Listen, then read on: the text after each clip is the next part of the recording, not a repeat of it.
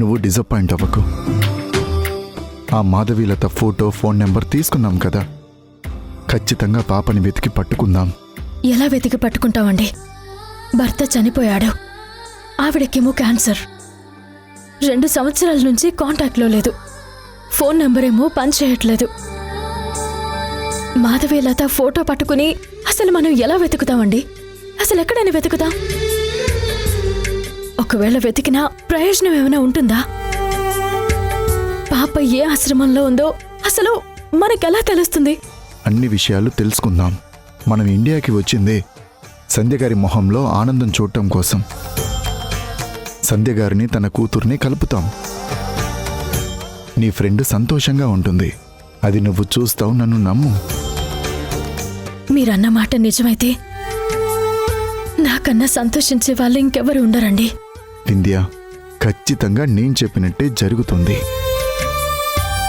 సరే, పాప ఒక్కతే ఏం చేస్తుందో ఏంటో, అమ్మ కూడా వెయిట్ చేస్తూ ఉంటుంది. పద రా.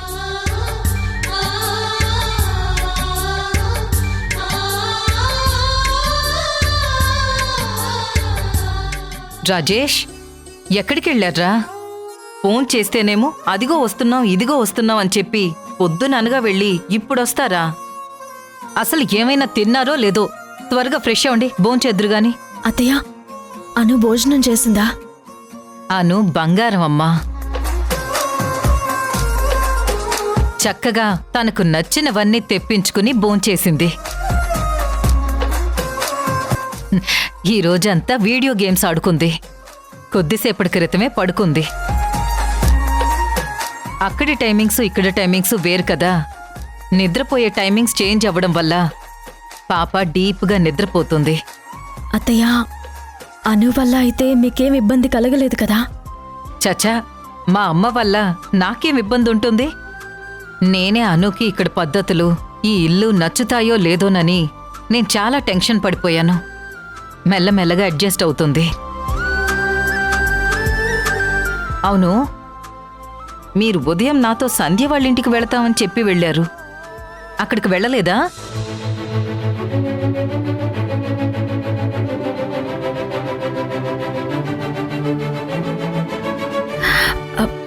అంటే అత్తయ్య, అది వెళ్ళాలనుకున్నాం కానీ కుదరలేదు అత్తయ్య. వచ్చేటప్పుడైనా వెళ్ళి కలవచ్చు కదా. రాలేదని సంధ్య ఎంత బాధపడుతుంది చెప్పు. సంధ్య ఎందుకు బాధపడుతుంది అత్తయ్య? మేము వస్తామని సంధ్యకేమీ చెప్పలేదు కదా. మీరు చెప్పకపోయినా నేను చెప్పాను కదా.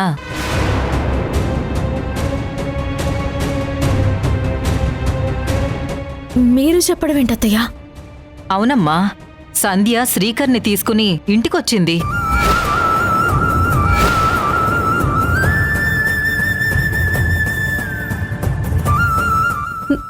శ్రీకర్ని తీసుకొచ్చిందా? ఎప్పుడొచ్చింది?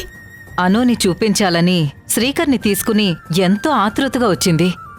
అను ఆ టైంలో ఏదో వీడియో గేమ్ ఆడుతుంది. కాస్త బయటకొచ్చి కనిపించి వెళ్ళమని చెప్పాను. కానీ మా అమ్మకి ఫ్రెండ్ కానీ నాకు ఫ్రెండ్ కాదు కదా అని అను ఎంత బాగా మాట్లాడిందో తెలుసా? అది మాట్లాడుతుంటే చిన్నప్పుడు నేను మాట్లాడినట్టే అనిపిస్తుంది.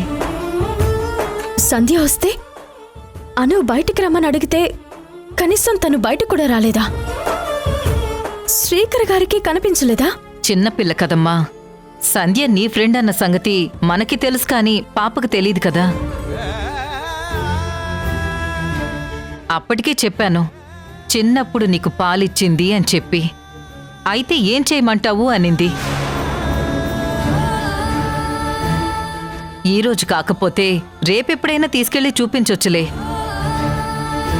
ఇప్పటికే లేట్ అయింది. మీరు ఫ్రెష్ అయ్యి వస్తే నేను భోజనం వడ్డిస్తాను. లేదత్తయ్య, సంధ్య శ్రీకర్లకి నేను అనుని చూపించాల్సిందే.